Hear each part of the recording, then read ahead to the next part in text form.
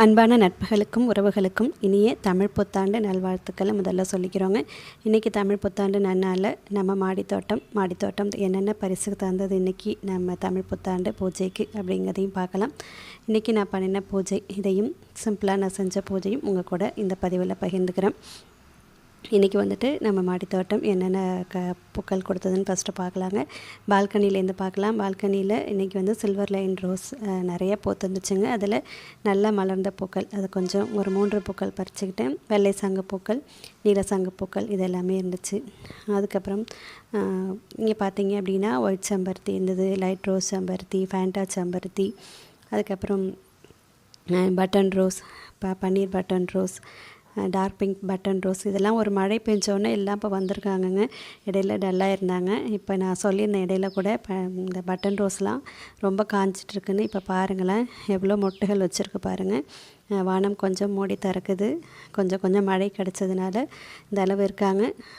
Hybrid செம்பருத்திலாம் வந்துட்டு கொஞ்சம் நிறைய பூக்கள் வைக்கிதுங்க. ஆனால் வந்து வெயிலுடைய தாக்கமும் அதிகமாக இருக்கிறதுனால வானம் மூடுது. அதுக்கப்புறம் வெயிலும் அதிகமாக இருக்கிறதுனால அதோடைய பாருங்கள் சிங்கிள் லேயராக பூத்துருக்கு பாருங்கள். நல்லா அடுக்காக இருக்கும்ல இந்த ஃபேண்டா கலர் செம்பருத்தி. பாருங்கள் கொஞ்சம் இலைகள் இந்த ஹைப்ரிட் செம்பருத்தி மட்டும் கொஞ்சம் திணறுதுங்க வெயிலுக்கு. மற்றபடி எப்போது மாதிரி நம்ம மாடித்தோட்டம் பூக்கள் கொடுத்துக்கிட்டே தான் இருக்குது.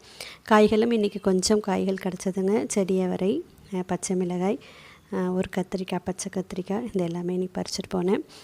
தமிழ் புத்தாண்டுனாலே மெயினாக வந்து வேப்பம் பூ சேர்ப்போம் இல்லைங்களா. இன்றைக்கி அதுவும் நம்ம மாடி தோட்டத்தில் இருந்துச்சுங்க. கொஞ்சமாக தான் பூக்கள் இருந்தது, நிறைய பூக்கள் இல்லை, கொஞ்சமாக பூக்கள் இருந்தது. அதுவும் பறிச்சுக்கிட்டேன்.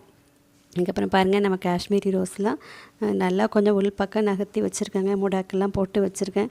வானம் பாருங்கள் இதே போல் தாங்க இருக்குது. தொடர்ந்து கொஞ்ச நாளாகவே நல்ல பயங்கரமான வெயில் இருக்குது. அப்பப்போ இதே போல் மழை மேகமும் வந்து கொஞ்சம் நம்ம மாடி தோட்டத்துக்கு ஹெல்ப் பண்ணுதுங்க. அதுக்கப்புறம் நேற்று மருதாணியும் பறித்து நான் போட்டுக்கிட்டேன். நான் சொன்னேன் இல்லைங்களா, அதே போல் மருதாணியும் பறித்து போட்டேன். ஆனால் என்ன ஒன்றுனாங்க, நான் எப்படி போட்டாலும் சரிங்க எனக்கு வந்து கேசரி கலர் அதை தாண்டி வந்து சவராதுங்க. அது ஏன்னே தெரியல. எவ்வளோ ஆசையாக போடுவேன், ரொம்ப நேரம் வச்சுட்டா நல்லா செவக்குன்னு வச்சுருந்து பார்ப்பேன். அப்போவும் அப்படி தாங்க இருக்கும். அதே போல் புளியெலாம் வச்சு அரைச்சா நல்லா செவரும்னு சொல்லுவாங்க. அப்போவும் எனக்கு வந்து அந்த கேசரி கலர் தாங்க கிடைக்கிது. பாருங்கள் என் கையில் வந்து மருதாணி போட்டு தடம் கம்மியாக தெரியுது பாருங்கள். இதை இன்னொரு சந்தோஷமான தகவலையும் உங்கள் கூட பகிர்றேன். என்னோடய திருமணத்தப்பங்க இதே போல் தான் 5 நாள் முன்னாடியே அப்போல்லாம் மருதாணி போட்டுருவாங்க. மருதாணி போட்டு வேலையெல்லாம் பார்த்து அப்போல்லாம் பாத்திரம் வந்து இந்த அடுப்பில் சமைக்கிறது இல்லைங்களா, அதெல்லாம் போட்டு விளக்கி இது பண்ணும்போதுட்டு கையில் மருதாணி போட்ட தடமே இல்லைங்க. கல்யாணத்து அன்றைக்கி பார்த்தீங்க அப்படின்னா கையில் மருதாணியே இல்லைன்னு சொல்லிவிட்டு எல்லாம் நெயில் பாலிஷெல்லாம் எடுத்து அப்பி விட்டாங்க.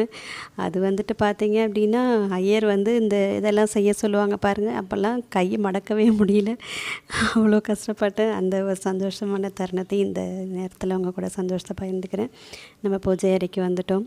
இன்றைக்கும் பாருங்கள் அவ்வளோ கொடுத்துருந்துச்சுங்க. இப்போ ஒரு பூ கூட கடையில் வாங்கலைங்க.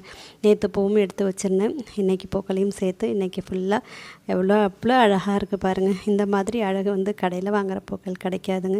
இதில் கண்ணாடி வச்சு என்னால் முடிஞ்சது என்கிட்ட என்னென்ன இருக்கோ அதெல்லாம் வச்சு பூஜை பண்ணியிருக்கேன். நீங்கள்லாம் நல்லா பூஜை பண்ணிங்களா?